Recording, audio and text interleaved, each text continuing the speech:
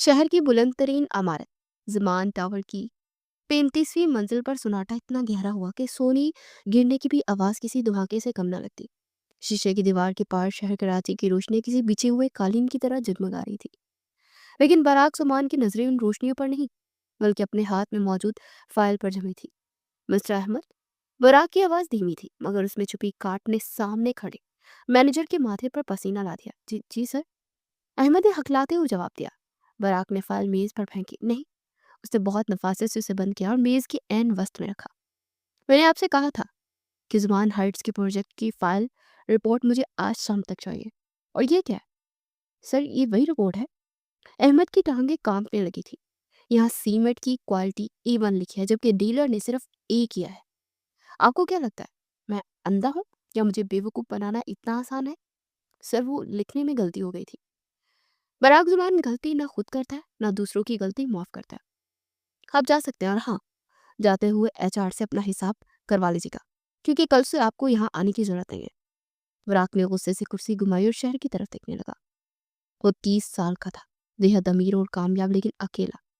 उसे लगता कि दुनिया में कोई भी काम उसकी मर्जी के बगैर नहीं हो सकता। दूसरी तरफ शहर के एक पुराने मोहल्ले में बिल्कुल अलग कहानी चल रही थी। महरीन, और लड़की महरीन, जुबैदा बेगम की आवाज से पूरा घर गूंज उठा। कमरे से एक दुबली पतली लड़की बाहर निकली, जिसके दुपट्टे का कोना गीला था और हाथ में चाय की छलनी थी। जी खाला जान, क्यों चीख रही हैं?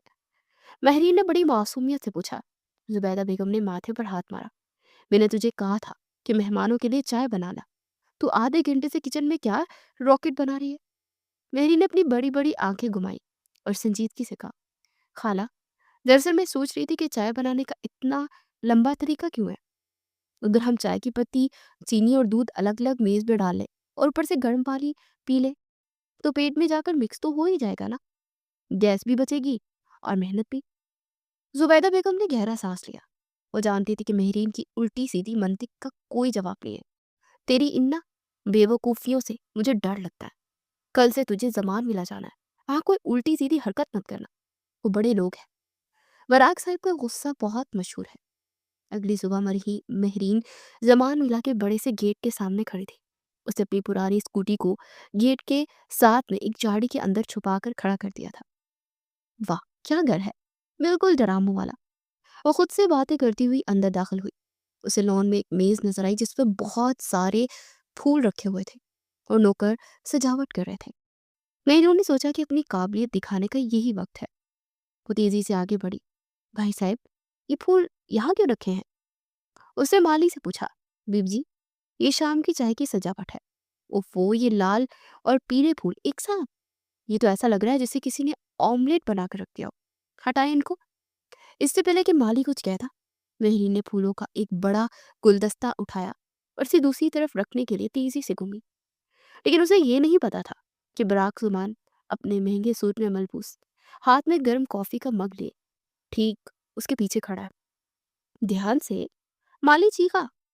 मेहरीन हड़बड़ा कर मुड़ी। उसके हाथ से फिसलने वाला गुलदस्ता सीधा हवा में उछला। गुलदस्ते का सारा पानी एक फवारे की तरह निकला और सामने खड़े शख्स के कपड़ों, मुंह और हाथ में पकड़ी कॉफी पर जा गिरा। एक सेकंड के लिए खामोशी छा गई। बराक जुमान, जो अपने कपड़ों पर धूल का एक जर्रा भी बर्दाश्त नहीं करता था, अब सर से पांव तक गंदे पानी और कॉफी में भीगा खड़ा था। उसकी आंखों में गुस्से की आग जलने लगी। महरीन ने मुंह पर हाथ रखा और अपनी बेहतरीन मंतिक पेश की। ओ खुदाया, देखिए सर, अच्छा हुआ ये पानी अभी गिर गया, वरना शाम तक ये पानी खराब हो जाता और इस पे से बदबू आने लगती। मैंने आपको बदबू से बचा लिया। बराक ने दांत पीसते हुए उसे देखा। तुम कौन हो? पिछले दिन के फूलों वाले हादसे के बाद महरीन को उम्मीद थी कि इसे फौरन निकाल दिया जाएगा, लेकिन जुबैदा खाला की मिन्नत, समाजत और पुरानी वफादारियों की वजह से उसे एक और मौका मिल गया था। मगर शर्त ये थी कि वो बराक साहब के सामने नहीं आएगी। अगली दोपहर जमान विला का किचन किसी 5 स्टार होटल के किचन से कम नहीं था। महरीन काउंटर पर खड़ी बादाम का शरबत तैयार कर रही थी। बुराक की वालदा बेगम जुमान को दोपहर में ठंडा शरबत पीने की आदत थी। महरीन पूरी तवज्जो से जग में चम्मच हिला रही थी। उसके पास ही नमक और चीनी के मर्तबान रखे थे। उसने एक बड़ा चम्मच चीनी का डाला और फिर कुछ सोचकर नमक का डिब्बा उठा लिया। यूट्यूब पर शेफ कहते हैं कि मीठी चीज में अगर चुटकी भर नमक डाल दो तो मिठास का जायका निखर आता है। मेहरीन ने खुद को समझाया। लेकिन बेगम साहिबा बड़ी हैं, इनको ज़्यादा जायका ज़्यादा निखरा हुआ चाहिए होगा, तो एक चुटकी के बजाय आधा चम्मच डाल देती हूँ। उसे बड़े इत्मीनान से बादाम की शरबत में नमक मिलाया और इसे मिक्स करने लगी। अभी वही शाहकार तैयार कर ही रही थी कि किचन के दरवाजे पर आहट हुई। मेहरीन ने मुड़कर देखा। वहां एक बहुत ही प्यारी और मॉडर्न सी लड़की खड़ी थी, जिसकी उम्र मेहरीन जितनी ही होगी। ये बुराक की छोटी बहन सारा थी। अरे, तुम नहीं हो ना? खाला जुबैदा की भांजी? सारा ने मुस्कुराते हुए पूछा। जी, मैं मेहरीन हूँ। मेहरीन ने जल्दी से दुपट्टा ठीक किया। मैं सारा हूँ, बुराक भाई की बहन। क्या बना रही हो? बेगम साहबा के लिए बादाम का शरबत, बहुत स्पेशल रेसिपी से बनाया, मेहरीन ने फख्र से बताया। सारा हंस पड़ी। अच्छा चलो दे आओ, अम्मी लाउंज में है, लेकिन ध्यान से, आजकल उनका मूड बहुत खराब है। मेहरीन ट्रे उठाकर बड़े एतमाद के साथ लाउंज पे गई। बेगम जुबान सोफे पे बैठी रिसाला पड़ी थी। अस्सलाम वालेकुम बेगम साहिबा, आपका शरबत। मेहरीन ने अदब से ट्रे आगे की। बेगम जुबान ने ऐनक के ऊपर से उसे देखा और गिलास उठा लिया। मेहरीन दिल ही दिल में खुश हो रही थी कि अभी उसे तारीफ सुनने को मिलेगी। बेगम जुबान ने एक बड़ा सा घूंट पड़ा। अगले ही लम्हे लाउंज में खूं खूं करने की आवाज गूंजने लगी। बेगम जुबान का चेहरा सुर्ख हो गया और वो बुरी तरह से खांसने लगी। शरबत का जायका इतना अजीब और नमकीन था कि उनके गले में फंस गया। पानी, पानी, वो मुश्किल से बोली। मेहरीन हक्का बक्का रह गई। अभी वो पानी लेने के लिए मुड़ने ही वाली थी कि सीढ़ियों से बुराक जमान तेजी से उतरता आया। उसे शायद खांसी की आवाज ने चौंका दिया था। अम्मी, क्या हुआ है? बुराक ने जल्दी से माँ की पीठ थपथपाई। मुंह पर रखा पानी का गिलास उनके मुंह से लगाया। बेगम जुबान ने सांस बहाल होते ही शरबत के गिलास की तरफ इशारा किया। ये क्या पिलाया है इस लड़की ने? बुराक ने शरबत का गिलास उठाया, उसे सूंघा नहीं, बल्कि एक नजर उसके रंग को देखा, फिर मेहरीन को। उसकी आंखों में वही कल वाला गुस्सा लौट आया। तुम, बुराक ने दांत पीसे, तुम यहाँ नौकरी किस लिए, तुम्हें किसने रखा है यहाँ? मेहरीन खौफ से कांपने लगी। वो सर, मैंने सोचा कि मीठे में नमक डालने से जायका अच्छा हो जाता है, तो शट अप। बुराक की आवाज इतनी ऊंची थी कि मेहरीन अपनी जगह उछल पड़ी। तुम सोचा मत करो।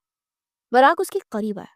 तुम जैसी लड़कियां जिनका दिमाग घुटनों में होता है, वो सिर्फ तबाही मचाती है। कल मेरे सूट का बेड़ा गर्क किया, आज माँ की तबीयत खराब कर दी। तुम इस घर में काम करने के काबिल ही नहीं हो। मेहरीन की आंखों में आंसू तैरने लगे।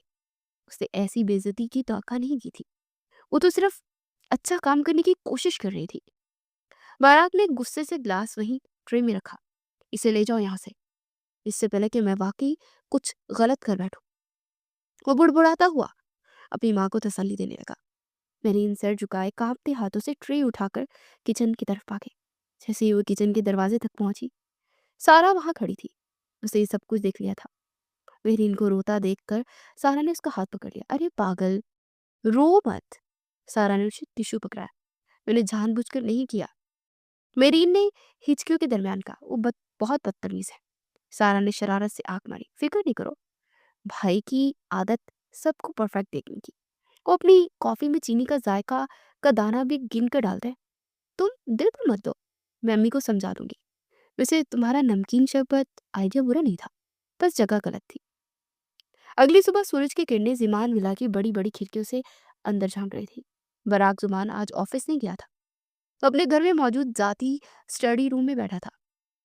बराक एक बड़ी सी मेज पर झुका हुआ था। उसके सामने बहुत बड़े बड़े कागजात फैले हुए थे, जिन पर एक नए शॉपिंग मॉल का नक्शा बना हुआ था। मेरीन डरते डरते अंदर दाखिल हुई। उसके हाथ में सफाई वाला कपड़ा था। जुबैदा खाला ने उसे सख्त तकीद की थी कि बुराक साहब के कमरे की सफाई करनी है और आवाज बिल्कुल नहीं निकालनी। मेरीन ने बराक को काम करते देखा तो दबे पांव चलती किताबों वाली अलमारी की तरफ पड़ गई। बुराक ने आहट महसूस करके सर उठाया। जैसे उसने मेहरीन को देखा, उसके माथे पर बल पड़ गए। कल वाली नमकीन शरबत की याद उसे अभी ताजा हुई थी। तुम फिर? बाराक ने नागवारी से कहा। मेरी ने घबराकर डस्टर सीने से लगा लिया। जी, वो खाला ने सफाई का कहा था। बाराक ने अपनी मेज पर फैले कागजों पर हाथ रखा, जैसे मेरीन उन्हें छीन कर भाग जाएगी।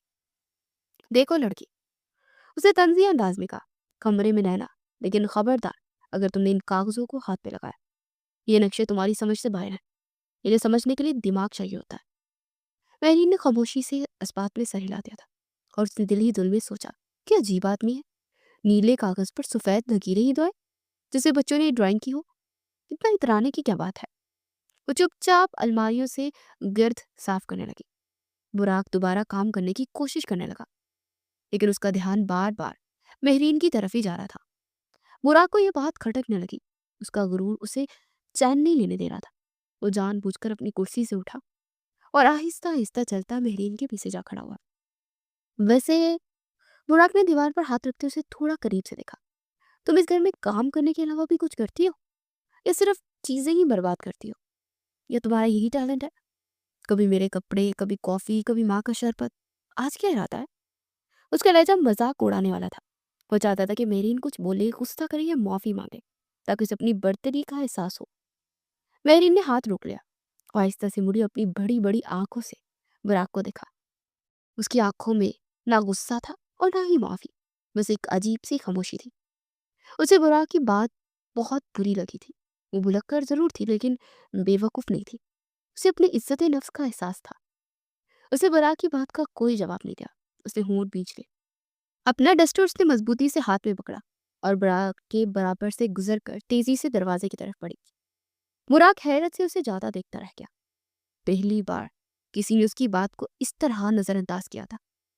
दरवाजा बंद होने की आवाज आई तो बुराक बड़बड़ाया, अजीब लड़की है, डरती भी है और अकड़ती भी है।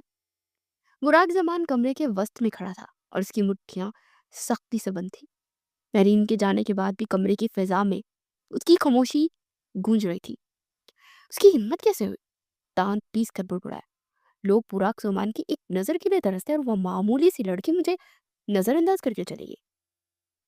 उसकी अना को शदीद चोट लगी थी।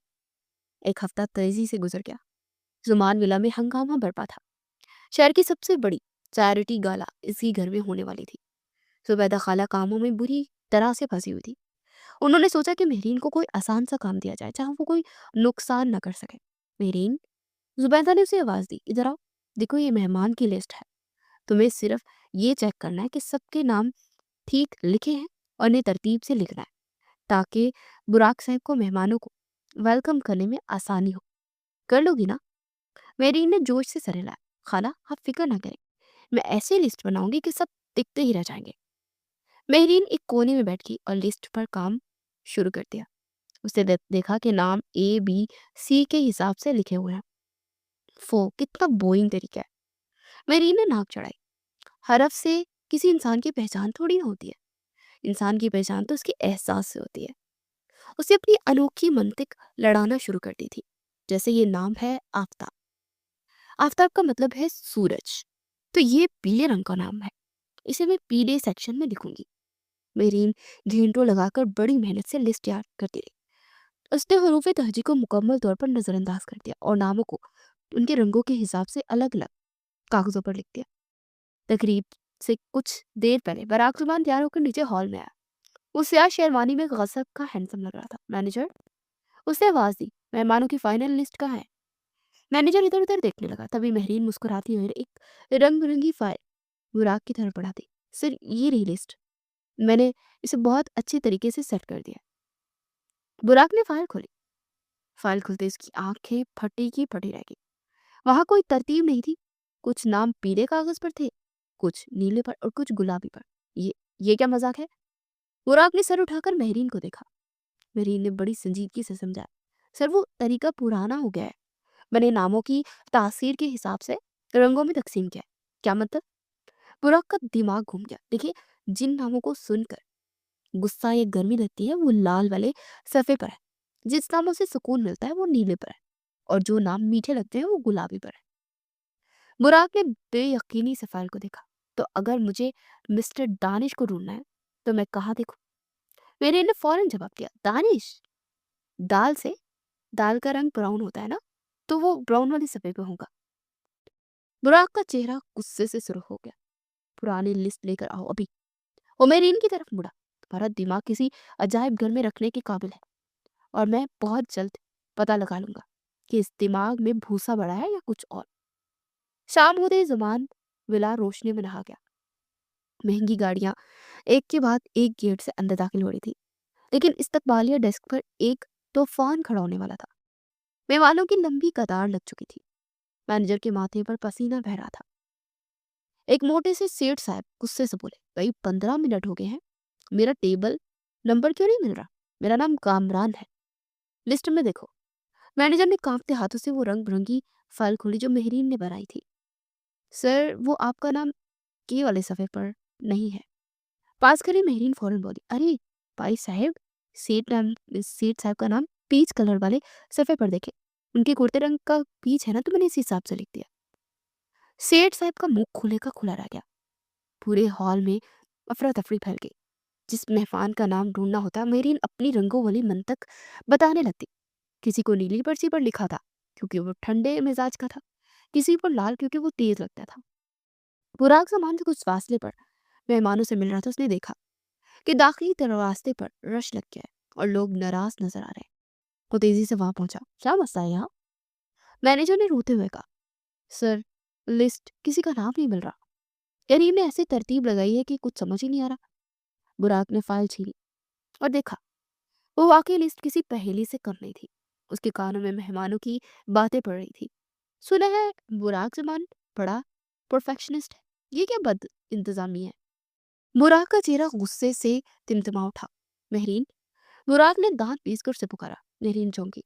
बुराक ने उसकी बात सुने बगैर उसका बाजू पकड़ा। उसे खींचता वो हॉल से बाहर एक खाली कमरे की तरफ ले गया। मेहमान हैरत से उसे जाते हुए देख रहे थे। बुराक ने उसे कमरे में धकेला और जोर से दरवाजा बंद कर दिया। बुराक मेहरीन की तरफ पड़ा। वो पीछे हटती गई यहाँ तक कि उसकी कमर दीवार से जा लगी। ये क्या मजाक है? बुराक चिल्लाया, तुम्हारा दिकान दिमाग ठिकाने पे है ना? आज शहर के तमाम लोग बाहर मौजूद हैं, तुमने मेरी पूरी साख दांव पर लगा दी। मेरी इनका दिल जोर जोर से धड़क रहा था। सर, मैंने तो बस, उसकी आंखों से आंसू बहने लगे, मैंने तो उसे खूबसूरत तरतीब में लगाया था ताकि आपको अच्छा लगे। खूबसूरत? बुराक ने दीवार पर मेरीन के सर के करीब मुक्का मारा। तुम्हारी इस खूबसूरती के चक्कर में मेरा बिजनेस, मेरा नाम मिट्टी में मिल गया। तुम्हें अंदाजा भी है तुमने क्या किया? बुराक उसके बिल्कुल करीब खड़ा था। मेरा मेरा मतलब वो नहीं था, मुझे माफ कर दे। मेहरीन हिचकियों से रोने लगी। मुआफी से मेरा नुकसान पूरा नहीं होगा मेहरीन। बुराक की आवाज अब धीमी लेकिन खतरनाक थी। तुम इस घर के लिए एक अजाब हो। वो मेहरीन पर झुका हुआ था और उसे मजीद डांटने ही वाला था कि अचानक से दरवाजे का हैंडल घुमा और दरवाजा एक झटके से खुल गया। फ्लैश लाइट्स की तेज रोशनी सीधी उन दोनों के चेहरों पर पड़ी। बुराक और मेहरीन ने चौंक कर दरवाजे की तरफ देखा। फ्लैश लाइट की जगमग खत्म हुई तो बुराक और मेहरीन की आंखें खुली। दरवाजे पर कोई और नहीं बल्कि असफन खड़ा था। असफन बुराक का कजन था, लेकिन बिजनेस की दुनिया में उसका सबसे बड़ा दुश्मन। उसे हमेशा से बुराक की कामयाबी और उसकी परफेक्ट होने से हसद था। असफन अकेला नहीं था, उसके पीछे तकरीब के कुछ अहम मेहमान और मेरीन की खाला जुबैदा बेगम भी खड़ी थी। मंजर बहुत ही गलत फहमी पैदा करने वाला था। एक बंद कमरा, अंधेरा, बुराक का गुस्सा, सुरख चेहरा और दीवार के साथ लगी हुई रोती हुई मेहरीन। असफन के चेहरे पर एक जहरीली मुस्कुराहट फैल गई। उसने अपने मोबाइल फोन को जेब में डालते ताली बजाई। ओहो, तो ये हो रहा है यहाँ? असफर ने ऊंची आवाज में कहा था कि सब सुन लें। हम बाहर जनाब बराक जुमान के इंतजार कर रहे हैं कि वो आकर चैरिटी का ऐलान करें, और जनाब यहाँ अंधेरे में अपनी मुलाजमा के साथ। उसने फिक्रा अधूरा छोड़ दिया, लेकिन उसका मतलब सब समझ गए थे। खाला जुबैदा जब तक सख्ते में थी, अचानक होश में आई और उन्होंने अपना सर पीटना शुरू कर दिया। हाय अल्लाह, ये मैंने क्या कर दिया? ये मेरे क्या देख लिया? मेरी इज्जत मिट्टी में मिल गई। मैं तो समझती थी ये बड़े लोग इज्जतदार हैं, लेकिन उन्होंने तो मेरी मासूम बच्ची की जिंदगी बर्बाद कर दी। जुबैदा बेगम का रोना धोना सुनकर हॉल में मजीद लोग जमा होने लगे। बेगम जुमान, बुराक की माँ भी घबराई हुई वहां पहुंच गई। मेरीन जो पहले ही डरी हुई थी, अब लोगों की बातें और खाला का रोना देखकर मजीद सहम गई। नहीं खाला, ऐसा कुछ नहीं हुआ सर, तो बस वो सफाई देने की कोशिश कर रही थी। लेकिन उसकी आवाज सिसकियों में दब गई। बुराक अपनी जगह पत्थर का बुत बना खड़ा था। वो फौरन समझ गया कि मैं इस इत्तेफाक नहीं, लिस्ट की खराबी की खबर असफन तक पहुंची होगी, और वो जानबूझकर मेहमानों और जुबैदों को लेकर यहाँ आया ताकि बुराक को रंगे हाथों पकड़ सके। हालांकि बुराक बेकसूर था। मेहमान आपस में कुसर पुसर कर रहे थे। देखो जरा, बाहर कितना मासूम बनता है और अंदर ये करतूत है। बुराक जमान की शराफत का पोल खुल गया। बुराक के कानों में ये बातें पिघले हुए शीशे की तरह उतर रही थी। उसका गुरूर, उसकी इज्जत, उसका बनाया हुआ परफेक्ट इमेज, सब कुछ उसके सामने बिखर रहा था। असफंद उसे फातिहाना नजरों से देख रहा था, जैसे कह रहा हो आज तुम हार गए बुराक। बेगम जुबान आगे बढ़ी, बुराक ये सब क्या है? असफंद क्या बकवास कर रहा है? बुराक ने मुट्ठी इतनी जोर से भींजी कि नाखून हथेली में गड़ गए। अगर वो सच बताता वो महरीन को डांट रहा था तो कोई यकीन नहीं करता, क्योंकि महरीन रो रही थी। अगर वो चुप रहता तो इल्जाम सच साबित हो जाता। असफर ने तंज का एक और तीर चलाया। खालाजान, बेगम जुबान से मुखातिब होकर, आप अपने बेटे से क्या पूछ रही हैं? मंजर साफ है, गरीब लड़की है, दवाओं में आ गई होगी, अब तो पुलिस केस बनता है। जुमान बिल्डर्स के मालिक पर हरासानी का इल्जाम। कल के अखबार की सुर्खी बहुत मजेदार होगी। वरा की जिंदगी में खून उतर आया। असफर ने इसकी दहकती रग पर हाथ रखा था। उसे कुछ करना था, लेकिन कुछ ऐसा जो असफर का मुंह हमेशा के लिए बंद कर दे। उसने दिमाग की बिजली तेजी से काम किया। एक फैसला, एक झूठ जो इस वक्त उसकी इज्जत बचा सकता था, चाहे इसकी कीमत उसे बाद में चुकानी पड़े। बुराक ने गहरा सांस से अपना कोट ठीक किया और एक कदम आगे बढ़ा, और उसके चेहरे से घबराहट गायब हो गई। वही पुराना एतमाद लौटा है। अपनी बकवास बंद करो असफर। बुराक की बाहरी आवाज गूंजी। सब खामोश हो गए। बुराक ने मुड़कर रोती हुई महरीन को देखा और फिर सबके सामने वो बात कह दी जिसकी तौका ना असफन को थी, ना जुबैदा को, और ना ही महरीन को। बुराक जुमान ने गहरी और फैसला कुन नजर कमरे में मौजूद तमाम लोगों पर डाली। असफन के चेहरे पर जो फतह की मुस्कुराहट थी वो बुराक की अगली हरकत से गायब होने वाली थी। बुराक ने महरीन का बाजू छोड़ा और उसका हाथ सख्ती से पकड़ लिया। महरीन के हाथ छुड़ाना चाहा, मगर बुराक की गिरफ्त लोहे की तरह मजबूत थी। मौलवी साहब को बुलाया। बुराक ने गरजदार आवाज में हुक्म दिया। कमरे में सन्नाटा छा गया। बेगम जुमान ने हैरत से मुंह पर हाथ रख लिया। जुबैदा खाला का रोना एकदम बंद हो गया। असफन की आंखें हैरत से फैल गई। क्या? असफन के मुंह से बेख्तियार निकला। मेहरी ने अपनी सूजी हुई आंखें फाड़ कर बुराक को देखा। उसे अपने कानों पर यकीन नहीं आ रहा था। ये क्या कर रहे हैं आप? मेहरीन हकलाई। बुराक ने उसे गुस्से से बोला, वही जो तुम सुन रही हो, निकाह कर रहा हूं तुमसे, चुपचाप खड़ी रहो। मेहरीन का दिल धूपने लगा। मगर मुझे नहीं करनी शादी। वो फिर से रोने लगी। मुझे आपसे शादी नहीं करनी, मैं आपको बिल्कुल पसंद नहीं करती, आप बहुत सड़ियल हैं। ये जुमला बराक जुमान के लिए किसी धमाके से कम नहीं था। शहर की हजारों लड़कियां जिससे शादी के ख्वाब देखती थी, ये मामूली सी मुलाजमा जो खुद मुसीबत की झड़ती उसे सबके सामने कह रही थी कि उसे पसंद नहीं करती। बुराक ने भवें उचका कर उसे देखा। उसकी अना को एक ठेस पहुंची। तुम्हें लगता है कि मुझे तुम्हारी पसंद नापसंद से कोई फर्क पड़ता है? बुराक ने दांत पीस कर कहा, मैं तुमसे निकाह कर रहा हूँ, तुम्हें गोली नहीं मार रहा जो कि इस तरह से रो रही हो। ये सब तुम्हारी वजह से हुआ है। अब इस तमाशे को खत्म भी तुम ही करोगी। असफर ने मुदाखलत करने की कोशिश की। वाह बुराक, अपनी इज्जत बचाने के लिए अब तुम इस नौकरानी से शादी करोगे? बुराक ने असफर की तरफ देखते हुए बगैर मैनेजर को इशारा किया। काजी साहब को अभी इसी वक्त बुलाया जाए। ये मेरी इज्जत का सवाल है, इस घर के असूलों का सवाल है। कुछ ही देर में काजी साहब, जो इत्तेफाक से मेहमानों में शामिल थे, वहां आ गए। कागजात तैयार किए गए। कमरे का माहौल इंतहाई तनाव वाला था। जुबैदा खाला ने महरीन को आंखों ही आंखों में समझाया कि अगर इसने मना किया तो इनकी बदनामी होगी। काजी साहब ने पूछा, बराक जुमान वल्द जुमान अहमद, क्या आपको महरीन बीबी बिनते मरहूम कबूल है? बुराक ने काजी की बात मुकम्मल होने से पहले ही सख्त लहजे में कह दिया। उसने ऐसा कहा जैसे वो किसी बिजनेस डील पर दस्तक कर रहा हो। अब बारी महरीन की थी।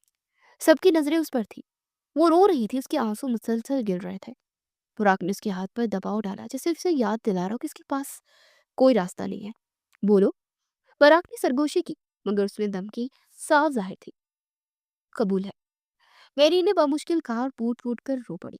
बारिक हो, किसी ने धीमी आवाज में कहा, लेकिन वहां खुशी नाम की कोई चीज नहीं थी। असफन का मंसूबा नाकाम हो चुका था। वो बुराक का नाम बदनाम करना चाहता था, लेकिन बुराक ने उसी मौका को इस्तेमाल करते शादी कर ली और इल्जाम को रिश्ते का नाम दे दिया। असफन गुस्से से पैर पटककर कमरे से निकल गया। निकाह के कागजात पर दस्तक करने के बाद बुराक ने महरीन का हाथ छोड़ दिया। अब तुम मेरी बीवी हो। बुराक ने स्पार्ट लहजे में कहा, अपने आंसू साफ करो और बाहर चलो। दुनिया के सामने हमें एक खुशगवार जोड़े की तरह पेश आना है। मेहरीन ने उसे देखा। मैं अदाकारी नहीं कर सकती। सीख जाओगी। बुराक ने टिश्यू पकड़ाया। क्योंकि अब तुम्हारी पूरी जिंदगी मेरी मर्जी के मुताबिक गुजरेगी। तुमने मेरी सुकून भरी जिंदगी में तूफान खड़ा किया है। अब देखना मैं तुम्हारी जिंदगी कैसे बदलता हूँ। बुराक दरवाजा खोलकर बाहर निकला। मेहरीन उसके पीछे पीछे थी। बाहर खड़े मेहमान, मीडिया और पूरा शहर अब एक नई ब्रेकिंग न्यूज का इंतजार कर रहा था। बुराक जमान की अचानक शादी। रात का पिछला पैर था।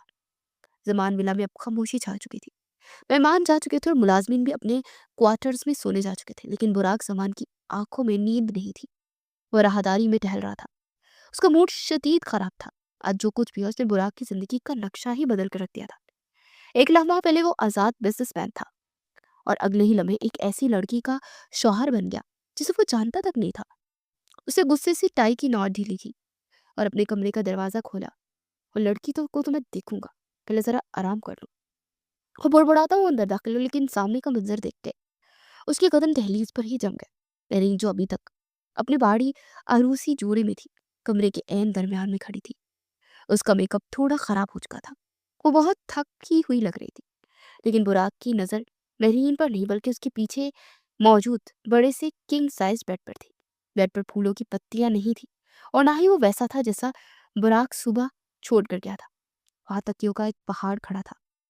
मेहरीन ने घर के सोफों, दूसरे कमरों और शायद स्टोर रूम से भी तकिए लाकर बेड के बिल्कुल बीच में एक ऊंची दीवार बना दी थी।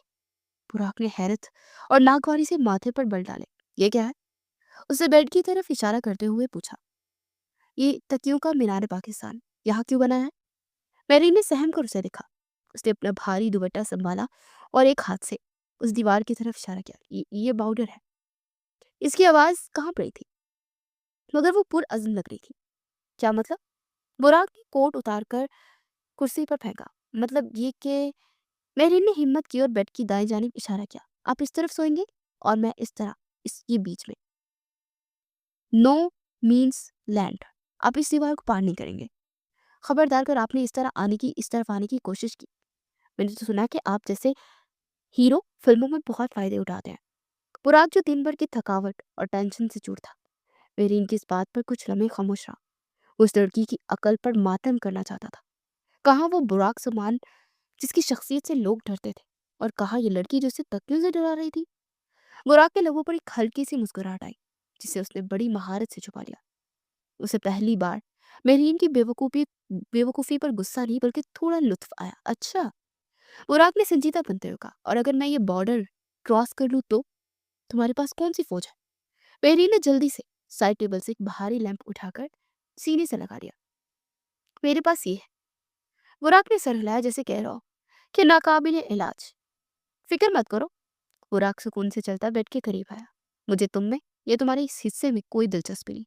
मैं वैसे भी थका हुआ हूँ। मेरीन ने सुख का सांस लिया। शुक्रिया, आप वाकई इतने बुरे नहीं है। वो भी खुश हो ही रही थी कि बुराक ने बेड की उस साइड पर हाथ बढ़ाया जो मेरीन ने अपने लिए मुंतखब की थी। ये क्या कर रहे हैं? ये मेरा यहाँ क्या है? मेरीन चिल्लाई। बुराक रुका नहीं। उसने मेरीन के हिस्से से एक खास किस्म का नरम तकिया उठाया। शराइत मंजूर है मिसेस जुमान। वो तकिया अपनी बगल में दबाया, लेकिन एक मसला था।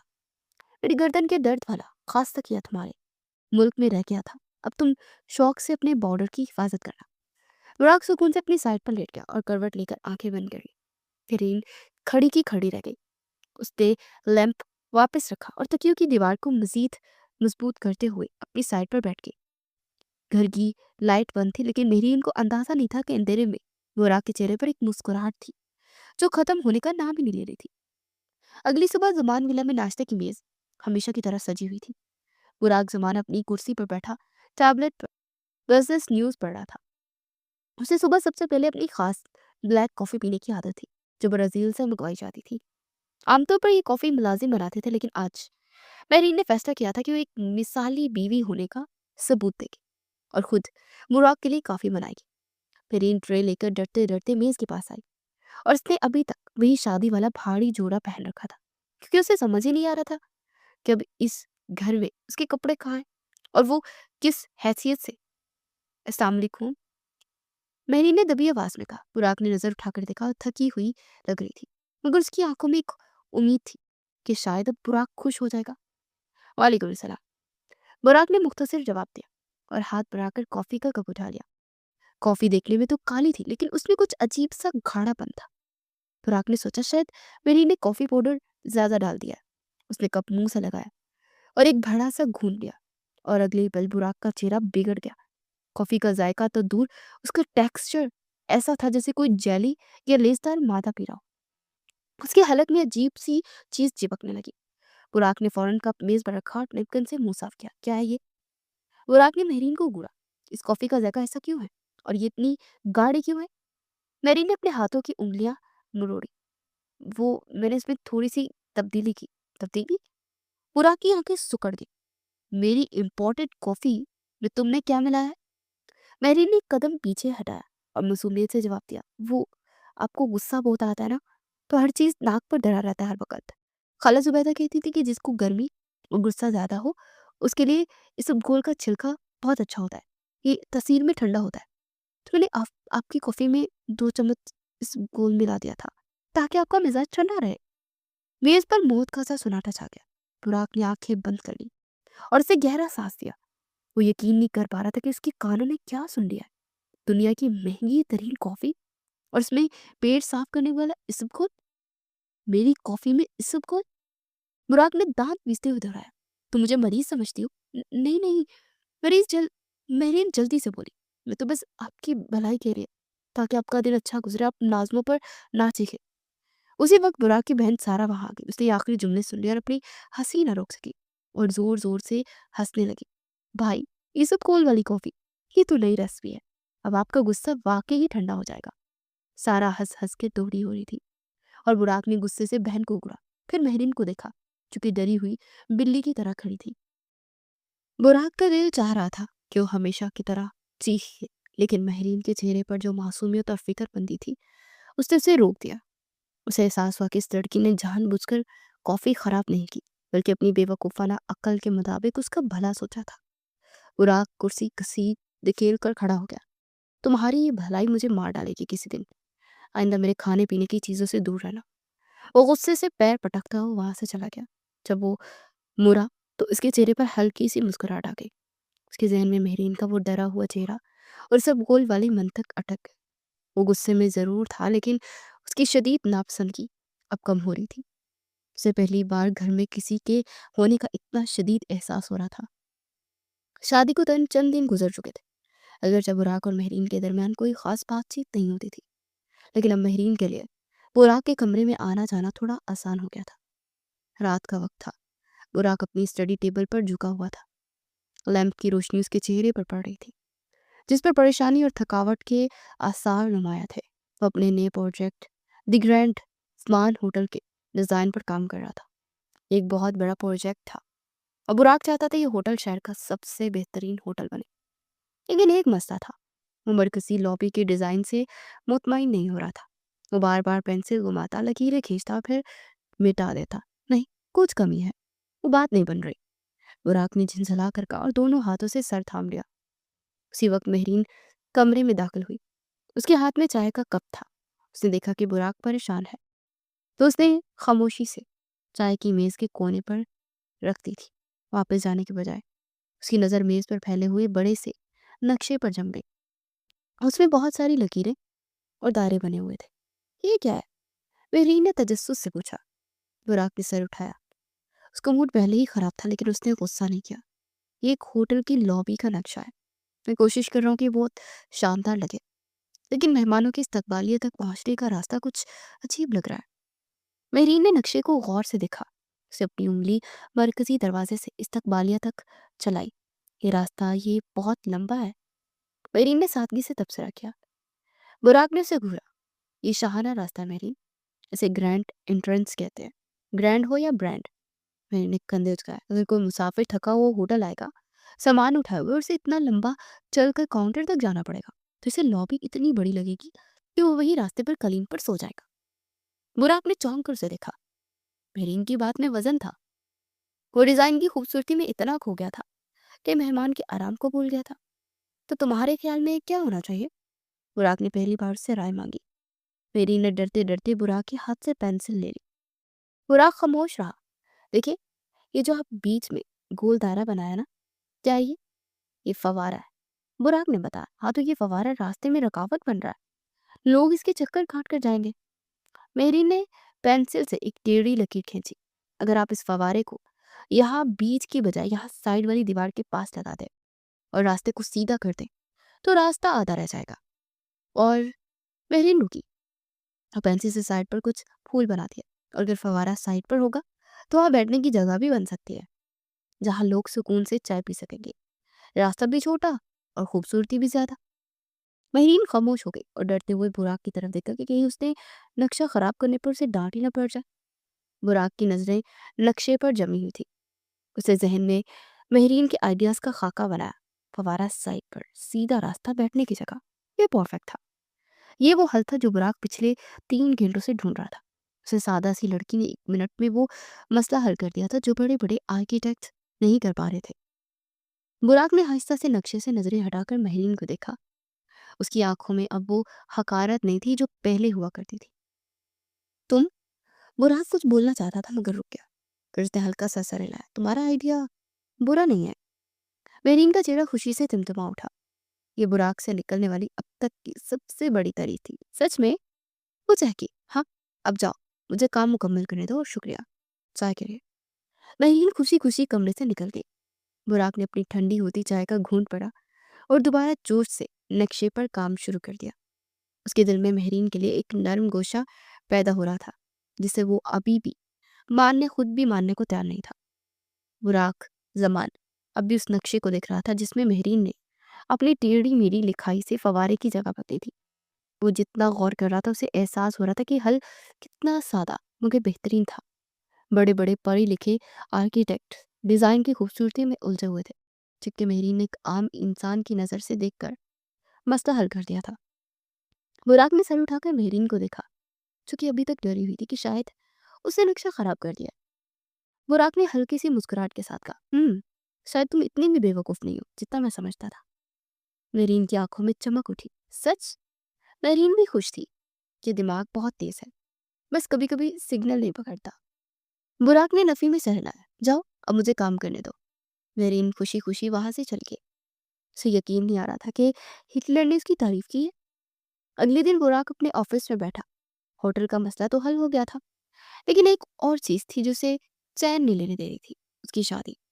और वो रात बर्ग जानता था कि हालात खराब जरूर थे, मगर असफन का ऐन उसी वक्त सबको लेकर वहां से पहुंचना, खाला जुबैदा का अचानक आ जाना, ये सब कुछ उसे हजम नहीं हो रहा था। बराक जुबान धोखा खा सकता था मगर हजम नहीं कर सकता था। उसने इंटरकॉम का बटन दबाया। चीफ सिक्योरिटी ऑफिसर मेरे केबिन में आए। अभी थोड़ी देर बाद सिक्योरिटी इंचार्ज सामने खड़ा था। मुझे चैरिटी गाला वाली रात की तमाम सीसीटीवी फुटेज चाहिए, खासतौर पर उस साइड रूम की जहां मैं महरीन के साथ था, और हॉल के दाखिली दरवाजे की मुझे हर कैमरे की रिकॉर्डिंग चाहिए। बुराक ने हुक्म दिया। आधे घंटे बाद बुराक अपने लैपटॉप की स्क्रीन पर नजरें जमाए बैठा था, और जैसे जैसे वीडियो चल रही थी उसके चेहरे के तासुरात सख्त होते जा रहे थे। फुटेज में सब कुछ साफ नजर आ रहा था। उसने देखा कि महरीन के कमरे में जाने के 2 मिनट बाद ही असफन एक वेटर से बात कर रहा था। फिर असफन महरीन की खाला जुबैदा के पास जाता है और उन्हें कुछ कहकर उस कमरे की तरफ उन्हें भेजता है। उसके बाद असफन जानबूझकर कुछ अहम मेहमानों को बातों में लगाकर इस तरफ लाता है। और सबसे अहम बात, दरवाज़ा लॉक नहीं था, लेकिन असफन ने दरवाजे को खोलने से पहले मोबाइल निकाल कर उसे पहले से ही अनलॉक कर दिया था, ताकि जैसे ही वो हैंडल घुमाए तमाशा शुरू हो जाए। बुराक ने वीडियो रोक दी। उसकी आंखों में सर्द गुस्सा था। तो ये महज इत्तेफाक नहीं था, ये एक जाल था। बुराक ने मुट्ठी मेज पर मारी। असफर, तुमने मेरी इज्जत उछालने के लिए एक मासूम लड़के और मेरी साख का इस्तेमाल किया। अब तुम देखो बराक जुमान क्या करता है। बुराक ने फोन उठाया और असफन का नंबर मिलाया। दूसरी तरफ असफन ने हंसते हुए फोन उठाया। अरे वाह, दुल्हा भाई ने याद किया। कैसी गुजर रही है इस बाजी जिंदगी? बुराक के लोगों पर एक पुरस्कार मुस्कुराहट थी। जिंदगी बहुत दिलचस्प होगी असफल, इतनी दिलचस्प कि मैं चाहता हूँ तुम भी इसका हिस्सा बनो। आज रात घर आओ, एक छोटी सी दावत रखी है। कुछ पुरानी यादें ताज़ा करनी है और कुछ पुरानी वीडियो देखनी है। असफन की हंसी थोड़ी मध्यम पड़ गई। उसे बुराक के लहजे में छुपी धमकी महसूस हुई। क्या मतलब? आओगे तो पता चलेगा ना। बुराक ने फोन बंद कर दिया। बुराक कुर्सी से उठा। अब उसके पास सबूत था। असफन ने उसे गिराने की कोशिश की थी, लेकिन अब यही सबूत असफन के गले में फंदा बनने वाला था। और इस खेल में अनजाने में सही मेहरीन उसकी सबसे बड़ी ताकत बन गई थी। रात का सुनाटा गहरा था। बुराक के कमरे में सिर्फ लैपटॉप की स्क्रीन रोशन थी। मेहरीन सोफे पर बैठी थी और उसकी नजरें स्क्रीन पर जमी हुई थी, जहां असफन जुबैदा खाला को वो कमरे की तरफ बेच रहा था। वीडियो खत्म हुई तो मेहरीन ने दोनों हाथों में चेहरा छुपा लिया। खाला ने मेरे साथ ऐसा क्यों किया? उसकी आवाज रुंधी हुई थी। उन्होंने मुझे इस्तेमाल किया। बुराक जो खामोशी से उसके पास खड़ा था नीचे झुका और मेहरीन के हाथों से उसका चेहरा आजाद किया। उससे पहली बार नरमी से मेहरीन का हाथ थामा। मेहरीन सुनो। बुराक के लहजे में एक ऐसी संजीदगी थी जिसने मेहरीन को खामोश कर दिया। मुझे उससे फर्क नहीं पड़ता कि ये शादी क्यों हुई या किसने करवाई। सच ये है कि अब ये हो चुकी है। तुम मिसेस बुराक जमान हो और बुराक जमान अपनी चीजों और अपने रिश्तों की हिफाजत करना खूब जानता है। असफन ने जो आग लगाई थी वो इस आग में जलेगा। मेहरीन ने बुराक को देखा। उसे इस सख्त मिजाज आदमी की आंखों में पहली बार अपने लिए तहफ्फुज का एहसास नजर आया। अगली सुबह जमान बिल्डर्स के कॉन्फ्रेंस रूम में हंगामी मीटिंग चल रही थी। तमाम डायरेक्टर्स मौजूद थे। असफन बड़े इत्मीनान से कुर्सी पर झूल रहा था। उसे लग रहा था कि बुराक आज दबाव में होगा। बुराक कमरे में दाखिल हुआ। उसके हाथ में कोई फाइल नहीं थी, बस एक यूएसबी थी। उसने बिना कुछ कहे यूएसबी बड़ी स्क्रीन से मुंसलिक कर दी। अगली लम्बी स्क्रीन पर असफन की साजिश चल रही थी। कमरे में सुनाटा छा गया। असफन का रंग फक हो गया। मिस्टर असफन, बुराक ने सुकून से कहा, कंपनी की पॉलिसी के मुताबिक साजिश करने वालों और साख खराब करने वालों की यहाँ कोई जगह नहीं। You are fired. अभी इसी वक्त दफा हो जाओ मेरे ऑफिस से। असफन कुछ कहना चाहता था, लेकिन सबकी नफरत भरी नजरें देखकर सर झुकाकर अजियत के साथ बाहर निकल गया। बुराक ने गहरा सांस लिया। ये जीत बहुत सुकून देने वाली थी। शाम को जब बुराक घर वापस आया तो उसका मूड बहुत अच्छा था। वो सीधा अपने कमरे में गया। उसे तौका थी कि मेहरीन हमेशा की तरह कोई उल्टी सीधी हरकत कर रही होगी या तकियों की दीवार बना रही होगी। लेकिन कमरे में एक अजीब सी बू फैली हुई थी, जैसे कुछ जल गया हो। मेहरीन मेज के पास खड़ी थी। उसने कुछ अपने पीछे छुपाया हुआ था। क्या हुआ? बुराक ने टाई ढीली करते हुए पूछा। आज किचन में क्या धमाका किया? मेहरीन ने सहम कर उसे देखा। उसके चेहरे पर कालक का एक निशान लगा हुआ था। वो मैंने सुना था कि आपने असफन को हिरा दिया है। मेहरीन ने हकलाते हुए कहा। तो मैंने आपकी जीत की खुशी में आपके लिए उसे आहिस्ते से वो प्लेट सामने की जिससे पीछे छुपाई हुई थी। बुराक की नजर प्लेट पर पड़ी और उसमें एक काले रंग की पिचकी हुई और टेढ़ी मेढ़ी चीज रखी थी। ये पहचानना मुश्किल था कि ये कोई खाने की चीज है या कोयले का टुकड़ा है। ये क्या है? बुराक ने हैरत से पूछा। हम सड़क पर की करने जा रहे हैं ना? मेरी इनकी आंखों में आंसू आ गए। ये केक है, चॉकलेट केक। मैंने आपके लिए बनाया था, लेकिन ओवन की टाइमिंग गलत हो गई और ये जल गया। उसने सर झुका दिया। मैं वाकई कुछ नहीं कर सकती। मैंने आपकी खुशी भी खराब कर दी। बुराक खामोशी से उसे देखता रहा। एक लड़की जिससे डरती थी, जिसे जबरदस्ती इस रिश्ते में बांधा गया था। उसे पूरा दिन मेहनत करके, किचन की गर्मी बर्दाश्त करके उसके लिए केक बनाने की कोशिश की थी। बुराक के दिल से सारी थकावट उतर गई। वो आगे बढ़ा और महरीन के हाथ से प्लेट लेकर मेज पर रखी। Chocolate cake? बुराक ने मुस्कुराते हुए कहा, मुझे तो वैसे डार्क चॉकलेट पसंद है। उसे छुरी उठाई और उस पत्थरनुमा केक का एक टुकड़ा बड़ी मुश्किल से काटा। मेरीन हैरत से उसे देख रही थी। मत खाइए, कड़वा होगा। बुराक ने वो टुकड़ा मुंह में डाला। यकीनन वो कड़वा था, जला हुआ था और सख्त भी, लेकिन बुराक ने खाया। बुराक ने मेरीन को देखकर आंख मारी। थोड़ा क्रंची है, लेकिन नियत की मिठास ने इसका जायका ठीक कर दिया। मेरीन को यकीन ना आया। वो खिलखिलाकर हंस पड़ी। आप झूठ बोल रहे हैं ना? हाँ, बोल रहा हूँ। बुराक ने पानी का गिलास पर उठाया। अगली बार बेकरी से मंगवा लेना, लेकिन कोशिश के लिए शुक्रिया मिसेस बुलंडर। बुराक ने मेज पर रखे उस जले हुए स्याह केक को देखा, फिर सामने खड़ी मेहरीन को। उसके माथे और नाक पर आटा लगा हुआ था और आंखों में डर था। एक पल के लिए वो खामोश रही, फिर कमरे में बुराक सामान के कहके गूंजने लगे। वो दिल खोल कर हंस रहा था। मेहरीन उसे हैरत से देख रही थी, क्योंकि इसने हिटलर को पहली बार वो हंसते हुए देखा था। बुराक ने कांटे से उस सख्त केक का एक टुकड़ा तोड़कर मुंह में रखा। बुराक ने उसे निगलते हुए मुस्कुरा कर कहा, ये मेरी जिंदगी का सबसे बेहतरीन और मजबूत केक है।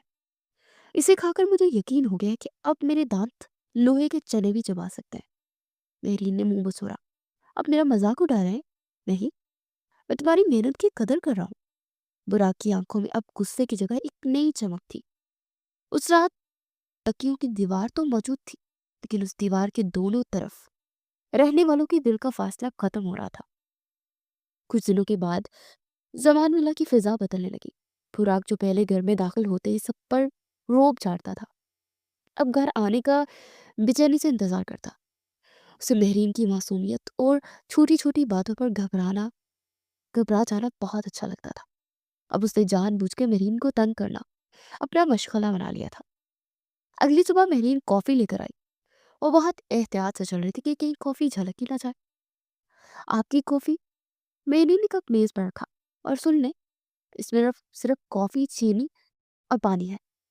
बुराक ने अखबार से नजर हटाकर मशकूक नजरों से कप को देखा, फिर उसने कप उठाया। और उसे सूंघा। पक्का? बुराक ने शरारत से पूछा। मुझे तो उसका रंग कुछ अजीब लग रहा है। आज क्या मिलाया इसमें?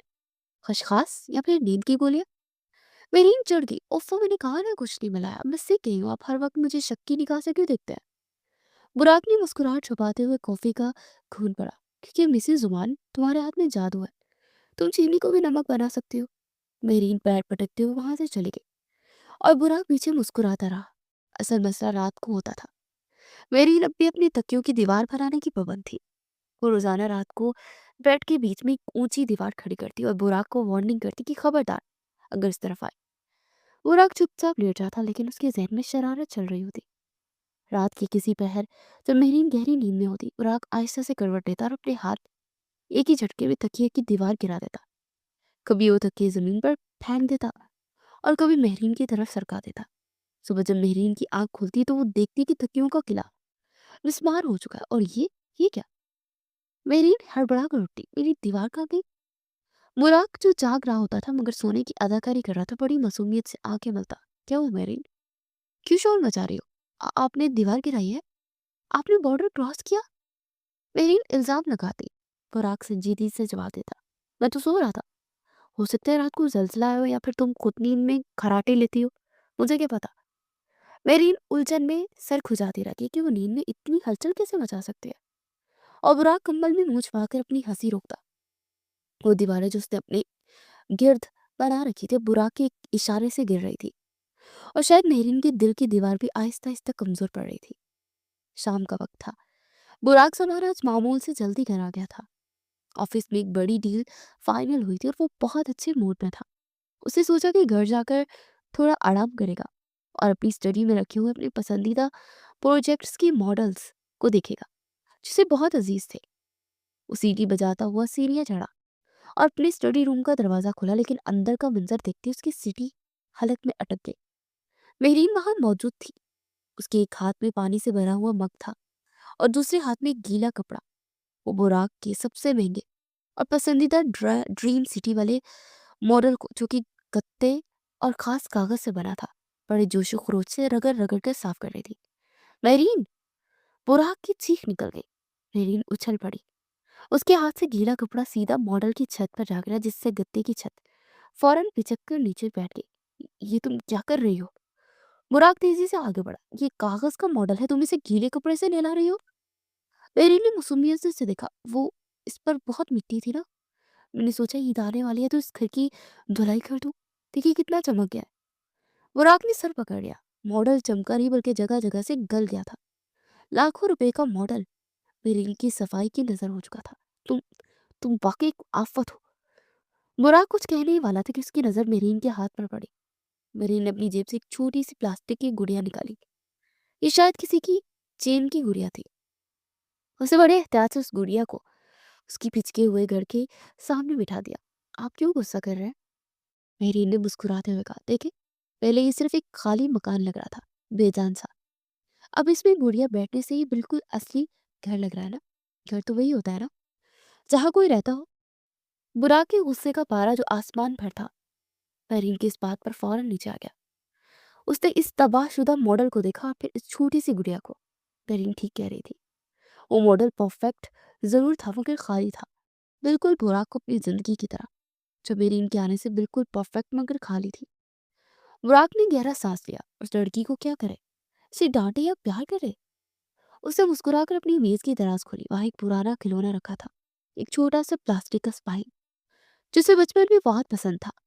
बुराक ने वो स्पाही उठाया और मॉडल के पास उस गुड़िया के बिल्कुल बराबर में रख दिया।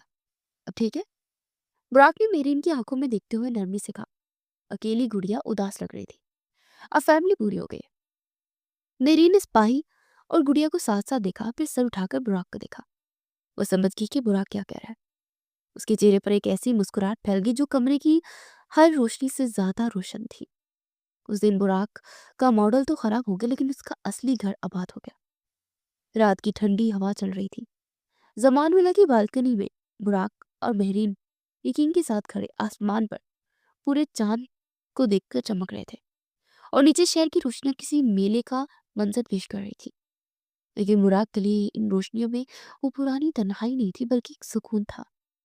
उसने नरमी से मेरीन के कंधे पर हाथ रखकर उसे अपने करीब किया। मेरीन ने सर उठाकर अपने शौहर को देखा, जिसकी आंखों में अब गुस्से की जगह सिर्फ मोहब्बत थी। मेरीन, बुराक की आवाज सरगोशी जैसी थी। तुम जानती हो, तुम मेरी जिंदगी की सबसे बड़ी अनलॉजिकल गलती हो। मेरीन ने हैरत से भवें उकेरी, लेकिन बुराक ने मुस्कुराकर अपनी बात मुकम्मल की। एक ऐसी गलती जो किसी तरह बिल्कुल सही भी होगी। मैंने जिंदगी में हर फैसला दिमाग से किया है, हर चीज नाप तोल के की है, लेकिन तुम वो वाहिद फैसला हो जो कुदरत ने मिल लिया किया, और वो सबसे बेहतरीन साबित हुआ। तुमने मुझे जीना सिखा दिया मेरीन। मेरीन के गाल शर्म से सुर्ख हो गए। उसे शर्मा कर अपनी नजरें झुका ली। और आप? मेरीन ने धड़कते दिल के साथ आहिस्ता से कहा, आप मेरी जिंदगी के सबसे गुस्से वाले और सरियल बॉस हैं, जो अब मेरे शौहर हैं। और सच कहूं तो मुझे आपके गुस्से से डर नहीं लगता। बुराक भीगते और हंस पड़ा। उसने मेहरीन का चेहरा ऊपर किया और बड़ी मोहब्बत से उसके माथे पर बोसा दिया। डरना भी मत, क्योंकि अब इस मिस्टर परफेक्ट को तुम्हारी इन गलतियों से प्यार हो गया। कुछ महीनों बाद मौसम बहार की एक रोशन सुबह थी। जमान मिला का बाग, जहाँ कभी मुकम्मल खामोशी और सख्त नज्मो जब्त होता था, आज वहां कह के गूंज रहे थे। परिंदे चहचहा रहे थे, फूल खिले हुए थे। बुराक, खुदा के लिए रुक जाए, मेरी फाइल वापस करे। मेरी नंगे पाँव घास पर भाग रही थी। उसकी दुपट्टा हवा से लहरा रहा था। वो हाँफ रही थी और कोशिश कर रही थी कि अपने शौहर को पकड़ सके। उसके आगे आगे बुराक समान मलिक का सबसे संजीदा और बावकार बिजनेसमैन इस वक्त एक शरारती बच्चे की तरह भाग रहा था। उसके हाथ में एक चमकदार गुलाबी फाइल थी, जिसे वो हवा में लहरा रहा था। नहीं मिलेगी। बुराक ने मुड़कर कहका लगाया और अपनी रफ्तार तेज कर दी। पहले एक शर्त पूरी करो। कैसी शर्त? मेरीन ने भागते हुए पूछा। पहले कहो कि तुम दुनिया की सबसे लॉजिकल और समझदार बीवी हो। बुराक ने उसे चिढ़ाया। मेरीन ने दौड़ते हुए इनकार किया। मैं सर हिलाया कभी भी नहीं। मैं झूठ नहीं बोल सकती। मैं तो आपकी मिस बेलेंडर हूं ना। बुराक ने अचानक एक दरख्त के पास मोड़ काटा, और मेरू ने उसकी चाल न समझ सकी और सीधी उससे टकराई। तवाजुन बिगड़ा और अगली लम्हे वो दोनों हंसते हुए नरम हरी घास पर गिर गए। खुला आसमान, महकते फूले, एक दूसरे की आंखों में चमकती हुई बेपनाह मोहब्बत। बुराक ने हंसते हुए मेरीन के चेहरे पर बाल उड़ाए। तुम जीत गई, उसने तस्लीम किया। जमान मिला कि वो उदास और खामोश हवेली अभी खुशियों भरा घर बन चुकी थी। बुराक जमान की परफेक्ट जिंदगी अब वाकई मुकम्मल हो चुकी थी, और इस तकमील की वजह कोई बिजनेस डील नहीं, बल्कि एक अनलॉजिकल मोहब्बत थी।